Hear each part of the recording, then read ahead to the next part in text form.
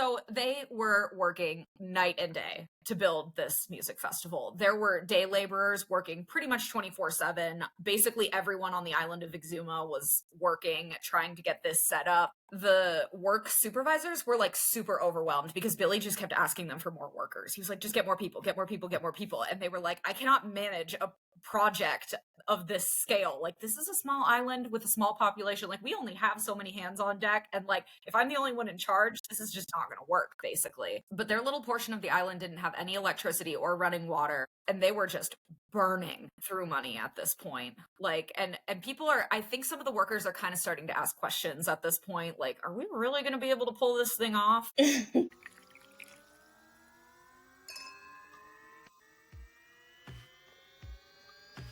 Welcome to Those Are the Girls with Mallory and Friends, the podcast where we explore life, career, relationships, and pop culture through a Christian conservative perspective. Each episode, we dive into deep topics that matter most to us women, from navigating your career with grace and confidence to watering meaningful relationships grounded in faith. We're here to empower you to embrace your femininity and stand firm in your beliefs. We'll also tackle the latest in pop culture, discussing how they align or clash with our values. Let's uncover the truth and encourage each other to live boldly and authentically. So whether you're at home or on your commute, get ready for some fabulous conversations. Grab your teacup, pour yourself some tea. Come on, girlies, we're changing culture.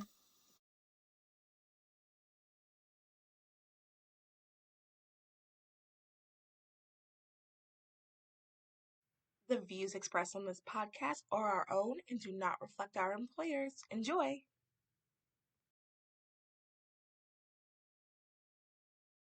Hi, this is your gal pal. Pour yourself some tea. We are serving truth and living that beautifully set apart other girl life. So today I have Abby on, and we're going to be diving into the greatest festival that never was, the Fyre Festival. I'm sure you guys have heard of it. I'm sure you've seen the documentaries. And we're just going to be breaking it down. Abby's going to give us a law lesson. We're going to do some takeaways and just kind of talk about it. If you have not heard it of this festival, definitely should listen to this episode and then watch. There's a documentary on Netflix and Hulu. But yeah, so anyway, without further ado, let's get into it. I honestly think this might be my favorite topic we've done yet. Me too, actually. No, totally. The Fyre fraud documentary on Netflix is like my favorite documentary ever. It's just like so chaotic. I love this. Yeah, I remember first time watching it being like, oh, this is crazy. And I kind of sort of remember, well, when we get to it, never mind. When we get to it, I'll say it. Get to it, but we lived it in real time. Yeah, for sure. I know. Okay, so I can start off with my law fact. It's yes. I wanted to teach everyone what fraud is, because I feel like there's all these kind of like financial crimes that the names get tossed around and people don't really know the difference between a lot of them. And fraud is the main thing that Billy McFarland was like accused of throughout all of this. So fraud is a false misrepresentation, which can be an outright lie or a failure to disclose something. Knowledge of the falsity, so the person has to know that they're lying. Intent to induce reliance, meaning you're lying so that people rely on your lie to give you money, essentially. Okay. The reliance has to be justifiable, so the recipient must have reasonably relied on the false statement. So essentially, it can't be something like so outrageous that no reasonable person would ever believe it, you know? And then there also has to be resulting damages. Like when it comes to this concert, like a bunch of people spent a bunch of money and didn't get what they were promised. So those would be their damages. Okay. So that's what fraud is, and that is what our friend Billy McFarland was guilty of. Yeah. And when you said the damages, I feel like they got even worse, a little bit more than like damages or different types of damages. Yeah. Oh, yeah. Yeah. I mean, and there can be different types of damages too. Like it can be, obviously the biggest one is monetary damages, but you know, in the law, there's like different ways that you can remedy a situation, and that's all considered damages. Like there's punitive damages, like meant to punish someone, or, you know, so there's all sorts of different stuff. And I'm like having flashbacks to studying for the bar right now. But anyways, I was thoroughly thrilled that I got to watch the Fyre Festival documentary on Netflix again, because like I said, it is one of my favorites. So that is what I relied on mostly for my retelling of the story of the Fyre Festival. Just wanted to shout that out. It's an excellent documentary. I'll link it, I guess. Can you link Netflix? I guess, yeah, because you can watch it. If not, you can probably just like list the title. Yeah, I'll list the title so you guys can watch it. We're gonna do our best to retell it, but you're gonna have to hear some of these people in their own words explain what happened. Some of the stuff is so wild. So yeah, wild. yeah. I know Mallory and I have the same favorite part. Yes. Okay, let's get started. So the documentary opens with this like beautiful like visual of Billy McFarland and Ja Rule on this beach, and Billy looks right at the camera and says, "This is going to be the biggest event in a decade, I promise." And then they just kind of cut to the like montage of like things that you're going to see throughout the documentary, and I just thought that was beautiful. Yeah, it's a really well done documentary. No, it is. Like, it's beautifully shot. I mean, they had a beautiful location, obviously, Yeah. and a lot of like really high-tech video footage, but it's just very like appealing to watch. And if you love just like chaos and craziness, and it's so hard to wrap your mind around how something can go so wrong. Yeah, seriously. Yeah. Okay. Fyre Festival was first announced at the 2016 Web Summit, and Fyre is an app that Billy McFarland had founded. It's an app where you can schedule musicians for events, and they had like some pretty big names on there, and it was probably like pretty expensive to book these acts. So it was kind of meant to be this like high class, wealthy type of thing. For like rich people, essentially. Not, I mean, I guess if you and like 50 of your closest friends all threw in like $1,000, like not for like It'd be impossible. I mean, it does make it more accessible to just like regular people, because he like told this story about how he was trying to book Ja Rule for a party for Magnesis, which is his other company, and he like messaged a guy who he sent $500, who like sent him to another guy who he sent $1,000. I don't think it's a horrible idea, honestly. No, this, like, yeah. It's not a bad idea at all. It's like, and we've talked about her before, it's same as Elizabeth Holmes. They both had really good ideas that just didn't happen. It was, the execution was just horrible. And he kind of ruined what was a good idea with this music festival, because the app didn't, like, the music festival was to promote the app. So the app itself wasn't really the problem. It was the music festival that just tanked the break. Right. So basically, Billy was telling everyone that he bought this island, and it was Pablo Escobar's island, and it's called Norman's Key. And he had this idea that he was going to have this Fyre Festival. It was going to be a party on this island that he told everyone he bought for 10,000 people, and it was for the purpose of promoting the app. They went down to Norman's Key, and they shot this promotional video with a bunch of very famous supermodels, including Bella Hadid, Hailey Bieber, and Emily Ratajkowski. I don't know if I just said her name right or not. I feel like I always screw it up. Yeah, it's fine. We know who you're talking about. Right. It was like more of a party than a promotional shoot, though. There was not very much planning involved. They like hired all these people to film everything, and they were just kind of like, it was very scattered. Like, they just said, get everything, like film everything. Yeah. They just like threw this party and filmed it, essentially. There was no like structure to it, really. It was kind of just a party from all the accounts on the documentary. Yeah, and the idea was to look fun and cool. And it did. It looked fun. It looked cool. You know, hot girls, average guys. No offense to those guys, but like average looking guys, hot girls. And, you know, the idea was just kind of like to show, hey, you can live this lifestyle, but there was no direction. And if anyone has ever been on set for like, I'll use my jewelry store, for example. I've done 2 photo shoots, and I honestly, the first one, or the second one for sure, I didn't really have a full conception of what to do. It turned out fine, but it's because the people I was working with were a lot more artsy. My point is, though, like when you don't have like a conception, it's kind of just like a jumbled mess. It's kind of you gotta come in with like at least a set goal of some ideas, and he had none. And I think it's frustrating for the creators too, who are coming down to shoot this, to just be told film everything. Yeah. So yeah, it was sort of a mess from the jump.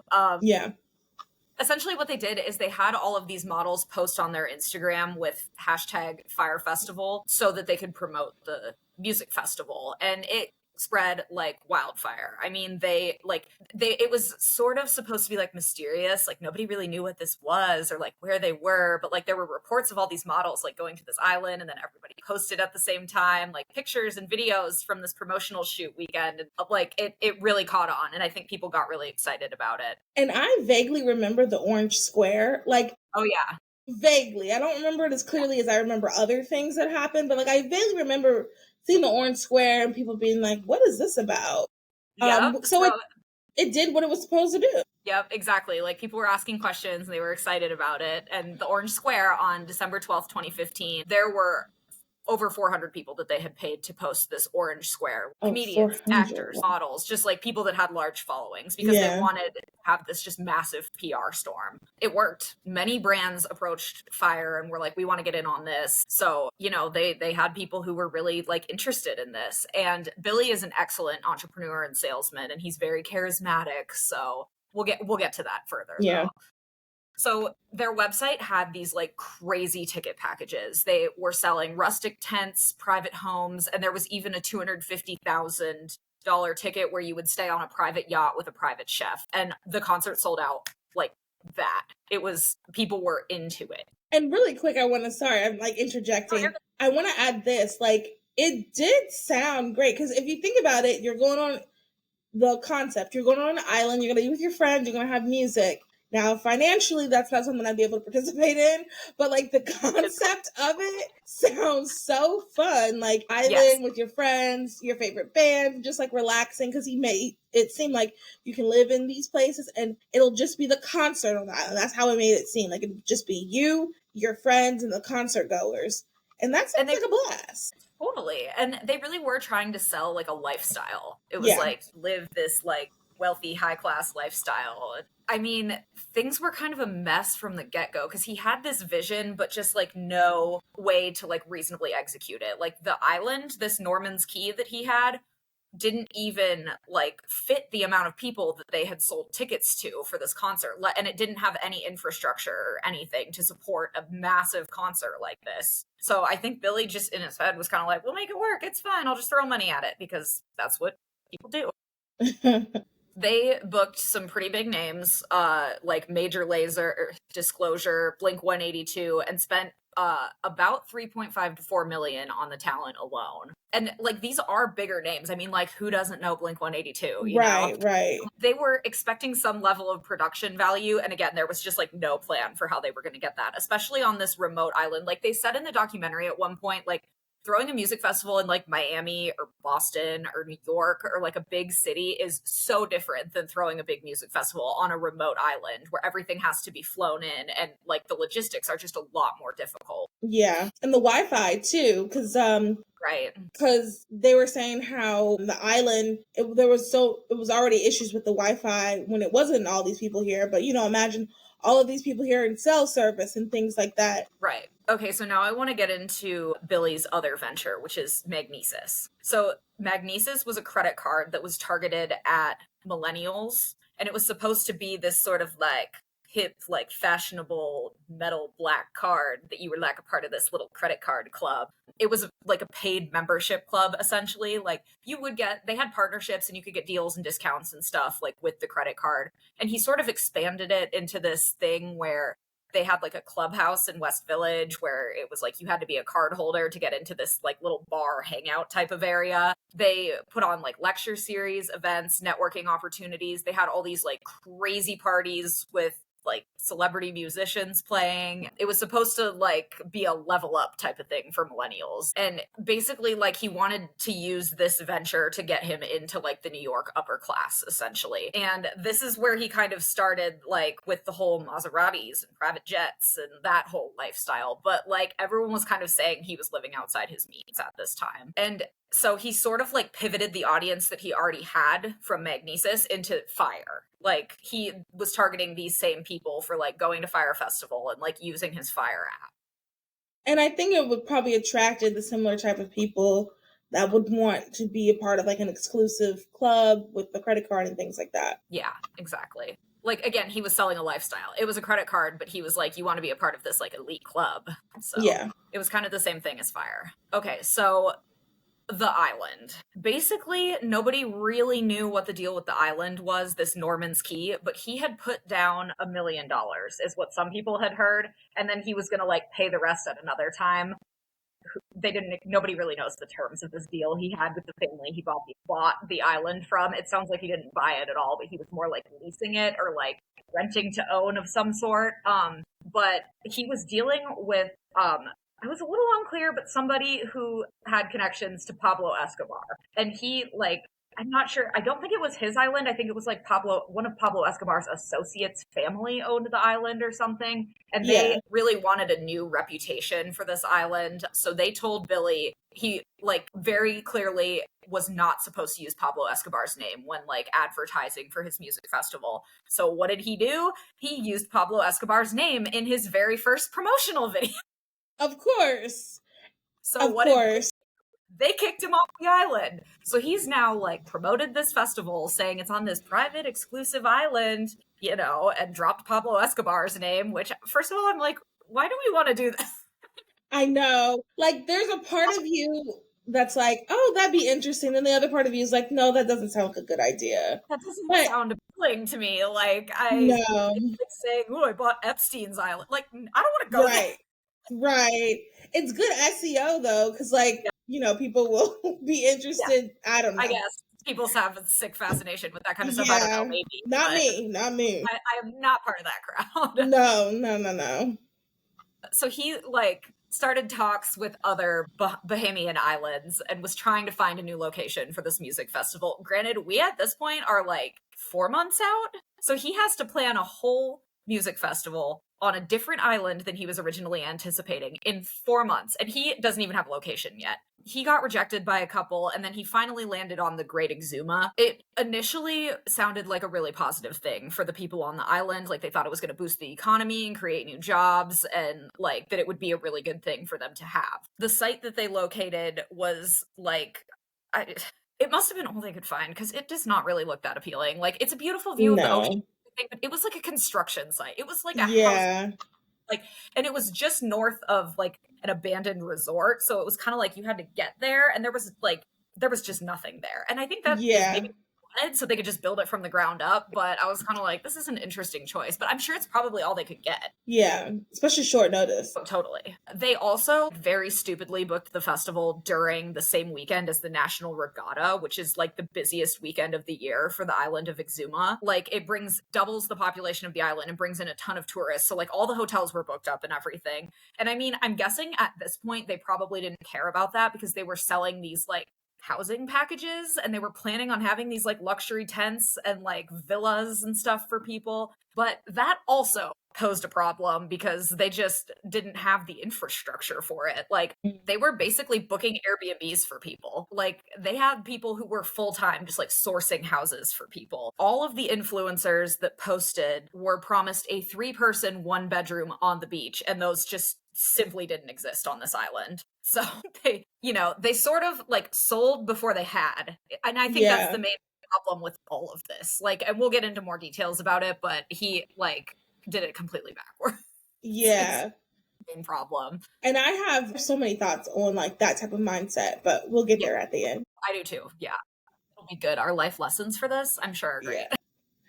But they were scrambling. They were, like, starting to cut people, and Billy wanted to cut the influencers because they weren't paying to be there. But they were like, well, they already posted and this is what you promised them, so I think we're going to have to start cutting paying guests because we don't have for them to stay. And he basically has this mindset. He has a very, like, solutions focused mindset. Like, if there's a problem, there's a solution, basically, is what everyone in the documentary who worked for him was kind of saying. Like we're not about negativity here. We're about finding solutions. So he basically just told people to figure it out. And I guess he thought that was going to work. And, you know, to his credit, sometimes that's good. For this exact example, it is not.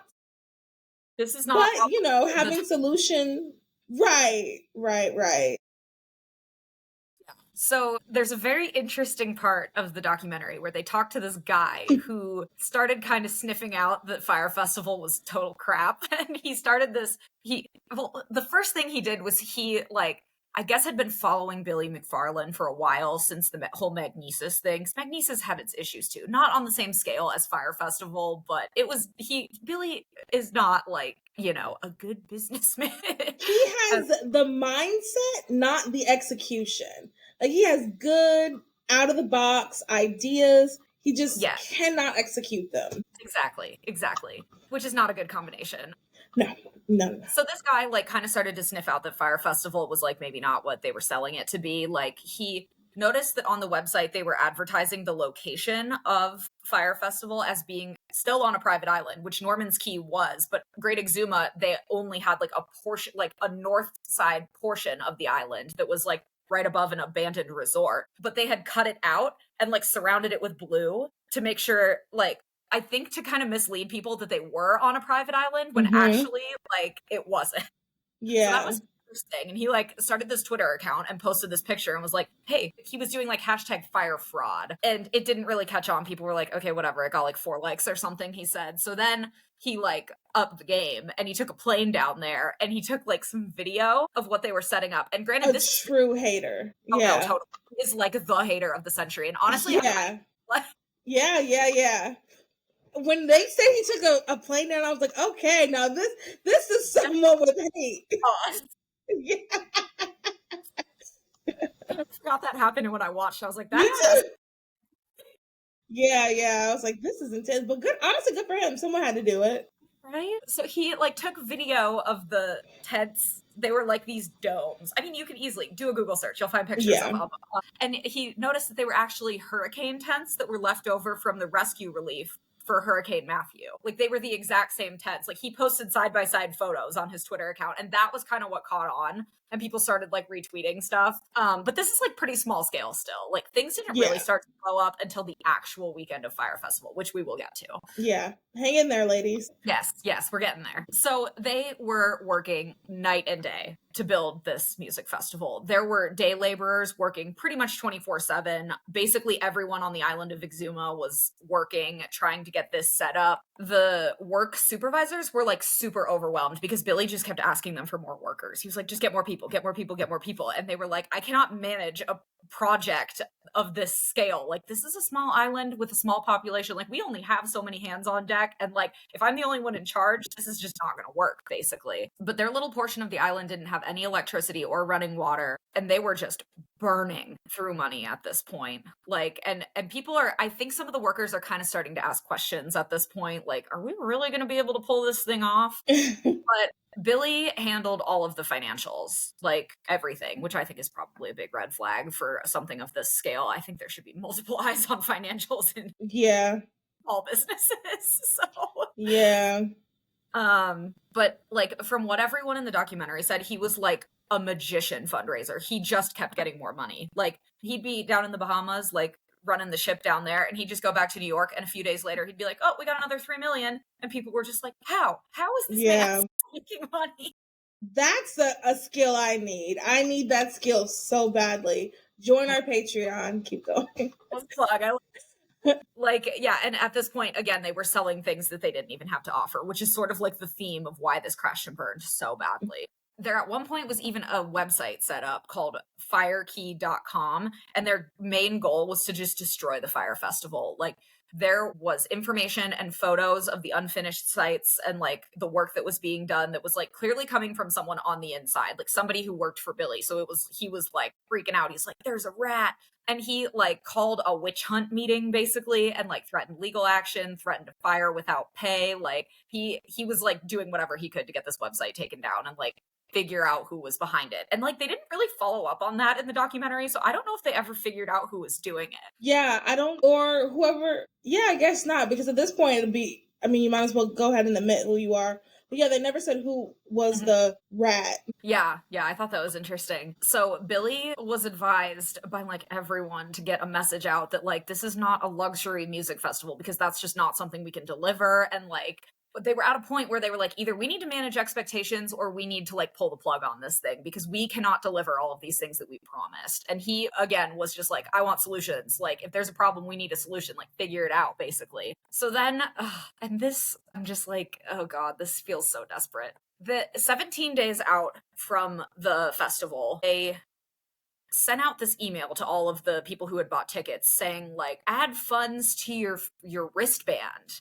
And they cooked up this whole plan that they were going to have people like load funds like via this website or something that they sent out and use this wristband to like pay for stuff during the weekend. Like, you know, food, drinks. They were doing like jet skis and private jets, stuff like that. Like just luxury experiences basically. And they encouraged people to put out at a minimum. But if you want to do luxury experiences, you should probably add much more. And some like ticket buyers even said that they got phone calls where people were like really pushy about it. Like, add your funds, add your funds. And they were going to use this to like basically steal from people and like to like pay for the stuff, the costs that they're racking up. But it got them $800,000, which I think is insane. I don't live the life where I just have 3,000 on the ready just to give away. But wow, what type of, that must be nice. Yeah, no, that's not the life I live either. Yeah. That when they said that there were people who actually did it, I was like, who has, because like the thing is, hopefully, you know, it's not your rent, you know, you're not giving, you didn't take that out of your savings, you know. I don't know. I mean, you gotta hope people are responsible with their money and not doing it on music festivals. I'm certainly not. Yeah. So anyways, the whole time they just continue posting stuff from that promotional shoot, like still selling it as a luxury event. And Billy, I think, is just like thinking that they're going to figure it out somehow, or he's maybe deluded himself into thinking that it's like not as bad as it actually is. But meanwhile, again, more people are starting to catch on that like this is not legit, like this is not going to end well. People are like messaging their Instagram account, like asking about logistics, like they haven't had their flights booked yet. And granted, we're like 2.5 weeks out. Like if I paid that amount of money for a festival ticket, like I would expect that they would have everything wrapped with a bow for me. Yeah, no, seriously. I would want, and honestly, I'd want an itemized list of where my money went to, since we're putting all this money together. Yeah, like what exactly am I paying for here? Yeah.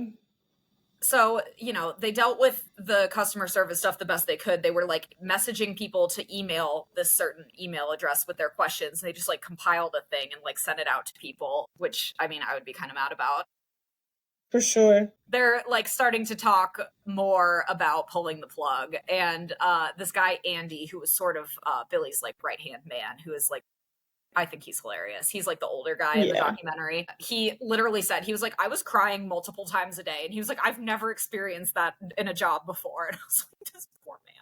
I know, poor guy. I feel bad for him. So this is just the most wild part of the documentary is your mouth is going to drop, everyone, when you see it. You already know what part I'm talking about. This man went viral for this. Like I was seeing his face everywhere for a while. Yeah. Memes, like, yeah. So they cut to this guy who's like another worker, and they're like, did Andy ever tell you about getting the water out? And he was like, oh, Andy told me about getting the water out. And he was like, I'm not going to talk about it. Andy? And they asked him about it. And he very candidly told this story about how there were 4 18-wheeler trucks filled with Evian water. And Customs had told Billy that they needed $175,000 in cash that day to release the water. And Billy called up Andy and said, Andy, we need you to take one for the team. And Andy was like, what do you mean? And he said, you're our wonderful gay leader, and I will put it in. Yeah, I was going to say, asked him to do a sexual favor to fix the water problem because they didn't have the money to pay for it. And this man admits this on camera. It is on Netflix. Yeah. And it was in every meme available at that time. Yeah. And he said, he was like, I was going to this man's office fully prepared to do what I had to do to get this water. And I was like, sir. It's never that serious. Anyone listening, want you to know it is never that serious.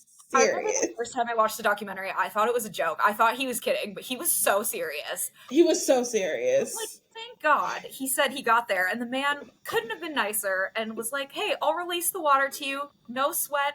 All I ask is that I'm one of the first to get paid. And he was like, great. Yeah, I can make that happen. That first time I saw that, my mouth was like I could not believe it. I could not believe it. Okay, so we get to concert date, and everyone gets there. I should add, though, the night before the festival, pours rain, huge thunderstorm, everything's soaked, destroyed. Like, these tents are not built for a storm like this, essentially. Yeah. So everyone apparently was just laughing. They were just like, of course. And even some people were like, well, now there's no way they can get away with it, meaning like pull off the festival because everything was wrecked. So then guests start arriving. And as that happens, Blink-182 pulls out. And to that, I would be like, get me off of this island. Like, I have no interest here anymore, personally. So when they landed, like the campsite was like not available. They weren't letting anyone go there. So they like rerouted them to this like bar restaurant on the beach. And they were kind of thinking, oh, this is just like stop number one on our like super exciting weekend. But it was not long until like things really went south. Like the restaurant was totally overwhelmed by all of these people. They didn't have enough staff to keep up. Like it was, and nobody told them what was going on. Like they were asking the restaurant staff, like, where do I go? Where's the campsite? Like, I need my stuff. Like, you know, what's the plan here? And they had no idea because nobody told them anything. And think about this too. The people who are getting off the plane, they're being taken there. Billy told them to keep giving them alcohol, just keep filling them up with alcohol. Yeah. Think about, you know, all of these people on the island, they're starting to get drunk. And like, I cannot imagine being a server during this time. No, yeah. You know, there's the people who are fun and funny when they're drunk, and then there's people who are annoying, and there's people who are angry. I just probably all types of personalities, and like, you know, people do. I just can't imagine. But I think too, if it were me, like I think there would definitely be a shift from like, oh, I'm starting to realize this is not good, and I'd get really anxious and probably not be so fun anymore. And I'm guessing that's happened to a lot of people. Yeah, that's what I'm saying. Like, it just put a damper. I think that did not help. Yeah.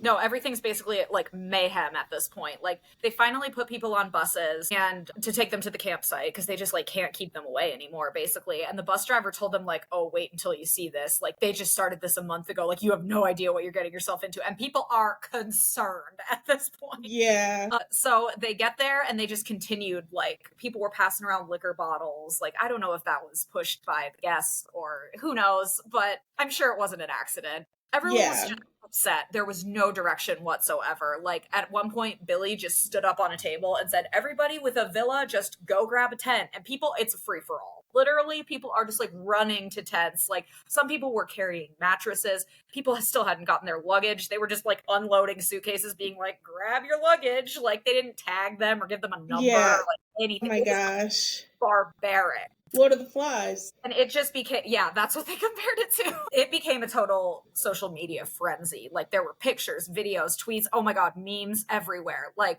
and I kind of remember like living through this because it was like the Twitter era. Like everyone was on Twitter. And it was just Twitter everywhere. Peak Twitter, absolutely. Yeah. I remember the sandwiches. I remember seeing the picture of the sandwiches. The cheese sandwich, yes. Yeah. They made a really funny comparison in the documentary where they said, like, this kid with 400 followers posted a picture of a cheese sandwich that brought this music festival down. And if you think about how many models they paid to, like, build it up, like a cheese sandwich and a kid with 400 followers. I was like, that is so, like, poetic. Yeah. Seriously, that's, poetic. No, like, psyched to watch this thing implode. Like I felt like there was sort of a sentiment that where like people were like, oh, these rich kids got what they deserved a little bit. Yeah. I think so too. Yeah, I don't necessarily agree with that, but I do think there was this sense of this was also like peak of like we're annoyed with rich people, and I think this was kind of the beginning of the end of celebrity people, because when you think about it, all the people that he picked to do the videos and all that stuff were celebrities. Nowadays it'd be influencers, and influencers are not, they're like a step below celebrities, not like in like, you guys know what I mean. I don't mean like they're beneath celebrity. I just mean like, you know, so people like more A-list and B-list, you know. Right. Yeah, that's what I mean. Difference between like Margot Robbie and like an Instagram influencer with 200,000 followers, you know. Right. And I feel like this was the beginning of the end of that. Yeah. No, and I totally agree. And I thought about that because I was like, oh my gosh, he got some really famous people. And then I was like, but I feel like influencers were not what they were back then. Because this was years ago. So yeah, crazy to think about. That makes me feel old. But yeah, basically, they ended up having to pull the plug on the music festival. People were like trying to get home. They didn't have charter flights booked. It was a mess. And after the fact, they had to respond to all these people that they owed money to, because I think a big reason that Billy refused to pull the plug on this is he didn't feel like it was an option because he owed so many people money and he was expecting to make it back during the festival weekend. Yeah. There was like the day workers from the island, like a lot of them did not get, like none of them got paid what they were owed. And they started like putting hits on people. The workers were in physical danger, and Billy dipped, just left. Like, nobody knew where he was for several days. They were all kind of like, maybe he's in jail, maybe he's on a yacht, nobody knew. And I'm like, of course he did. Of course he did. Terrible leader. Terrible leader. I agree. I completely agree. While you're looking for the next part, I want to say, when all of the chaos was erupting, we cannot put a strong enough emphasis on how, they get to the site where they're supposed to be in their tents, and they're supposed to be these luxury tents. People are grabbing mattresses, and they're grabbing tents, and they're trying to be with their friends. It was complete and total chaos. No organization. People, I'm sure, I don't remember, these people are also drunk and in the sun. So like, I just can't even imagine like my mind just goes dark about like what other things could have been going on and like how people were acting. A guy in the documentary, I don't know why he proudly said this, he said that like some of his friends peed on mattresses in tents near them so nobody would be around them. I don't know why he was bragging about that, but yeah, it was. And I guess his thought process was because you don't know any of these people. Now it's like a free-for-all, and we no longer live in a high-trust society. So I guess they're like, well, let's just take care of our own. And maybe they didn't, I don't know. But like, it was just, and the girl said that someone came to their tent looking for one of their friends. They hadn't seen their friend, and like, just a complete and total mess. Well, I was thinking about that too. If you're drinking and it's dark and it's nighttime and there are no tent assignments, everybody just kind of went and claimed one. What if you leave? How do you find your tent again? They all look the same. There's no numbers on them.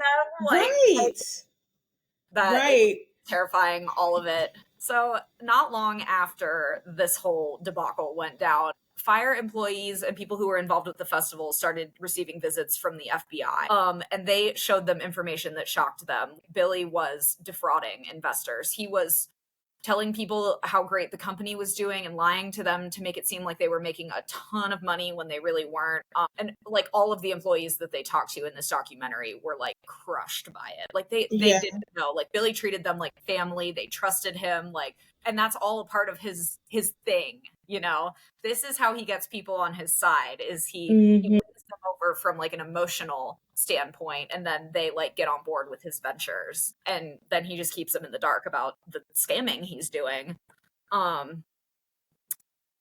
He owed a ton of money to a ton of different people. There were civil lawsuits filed, and he wound up getting charged criminally. He was initially arrested and then released on $300,000 of bail. But while he was out on bail, what was he doing? Still scamming people. This part is the craziest thing I've ever heard. Like, the audacity of this man. The audacity. Him, Megan Stoner, you guys know about Megan Stoner. Yeah. Those people, Amanda, whatever that girl, Amanda, wish I had the confidence that they had to just go and... They scared me. But I just feel like they have such confidence that like they just go and do it. They have so much... You're under a microscope for scamming people. Yeah. You're still scamming people. That is just the craziest. And it was such blatant scams. Like, I know. He was like, well, if I hire this guy like to be the face of this new company, then nobody will know I'm behind it. People sniffed it out like immediately. They were using the Fyre Festival email list to try and send people tickets to like VIP events and like the Met Gala and Burning Man and courtside seats and like meeting celebrities, and like almost all of them were debunked. Like, basically, this one reporter like called up Burning Man, I don't know, somebody who worked for them, and said, they were like, we haven't even started selling tickets yet. Like, what are you talking about? And like, there was one where you could like meet Taylor Swift, and they're like, Taylor Swift is very public about the fact that she does not do meet and greets. Like, right. And just like nothing. Yeah, and the Met Gala, you have to be like invited by Anna Wintour herself. Like, it's not like you can sell a ticket to the Met Gala. No, it's stuff like that that's so blatantly obvious.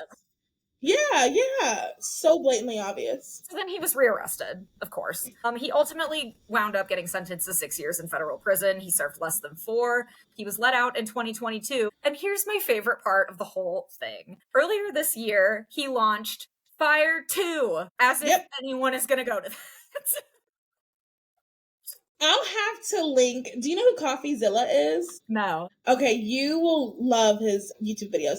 Okay. He investigates like crypto scam type of people. Anyway, he had Billy McFarland on his podcast and was asking him like direct questions, and it was hilarious. Billy could not answer anything. He just straight up, well, what about this? You have, and he's like a financial guy. He's like really on top of it. He's like, if I had extra money to donate to like ministries, he's not a Christian, it's just, or organizations, I would donate to him because he does a really good job with these scammers. He's asking Billy all these questions, and Billy had no answers. And then at the end, it was like an update. The festival's canceled. Like, it just isn't. Anyway, he was trying to do another one as if people would go and like trust him. He was. It was just the same scam over and over again. Same scam. Like, people reached out to like potential locations that he was talking about, and they were like, "No, it's not happening." And then all of a sudden, he was like, "Oh, it's postponed indefinitely." I'm like, "Okay, that's probably a good thing, buddy." Yeah, but it's a shame. So, what is your life lesson from this? So, the main overall life lesson is really just knowing when to pivot/stop.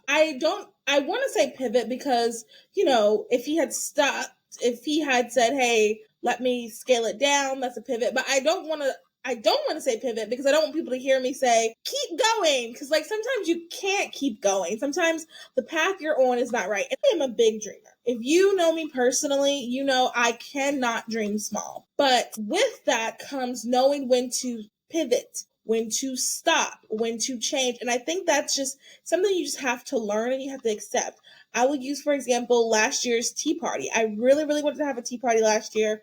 I invested my own money and I did not sell enough tickets. And it was very humbling to have to cancel that. Very humbling, and it really, really sucked. But I mean, how crazy would it have been if I canceled it the day before and then I didn't have the money to give the people back and all this other stuff, came to the event and X, Y, and Z. Like, how crazy would that have been? I think sometimes we have to learn that, like, hey, perseverance is great. To keep going is great.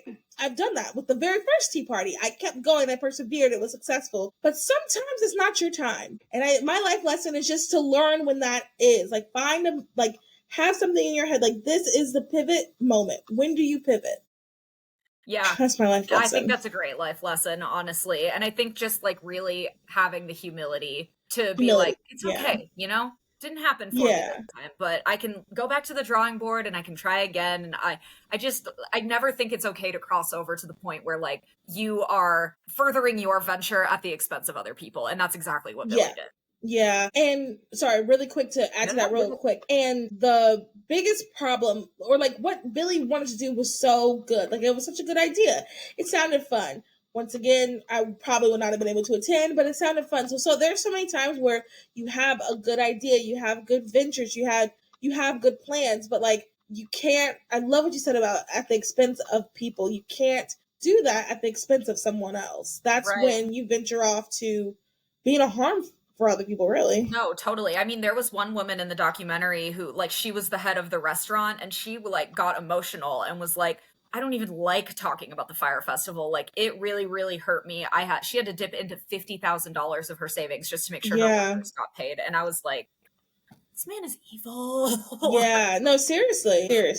Real quick, my life lesson for this is, and at first I was kind of like, this might be a hot take, but then I was like, I know Mallory's audience. I think they'll be on board. It is okay to live a modest life. You don't have to seek this super wealthy, expensive cars, private jets, private islands type of lifestyle. Like, you can be happy just like living a modest life, having a job that you enjoy, spending time with your family. Like, it doesn't have to be about the money and the wealth and the status. And I think Billy just really got lost in that. Yeah, no, that's so good. Because as quote unquote fun as it is, I think that like I still have fun, going to my friend's pool. Exactly. One of my friends has a pool with a hot tub. Like that, to me, that's $0. And that's luxury. When she said she had a hot tub, we were all like, wait a minute, that's our summer plans. Free, Like, I don't you can still have fun.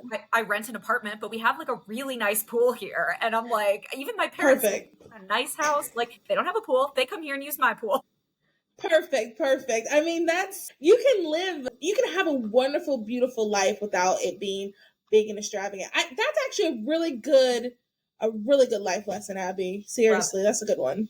Yes. But yeah, Well, you guys, that's it. Let us know your thoughts on the Fyre Festival. Would you have attended? Oh, in another documentary, they interviewed a guy who won a free ticket, and he thought the whole thing was funny. You know, everybody else was upset, but because he got a free ticket, he didn't have to pay. He thought it was funny. I think that was on the Hulu documentary. But yeah, so like, if you were to get a free ticket, would you have gone? Would you have paid? Let us know. And yeah, I guess that's it. Have a good. Oh, make sure you rate, review, subscribe, all of that. Comment on YouTube, Spotify. Let us know if there's any other things we should be covering. Yeah. Thank you for having me. Yeah, of course. Thank you for coming on. I'm excited for the next one. Everyone, have a good day, night, evening, however, wherever you're listening. Bye.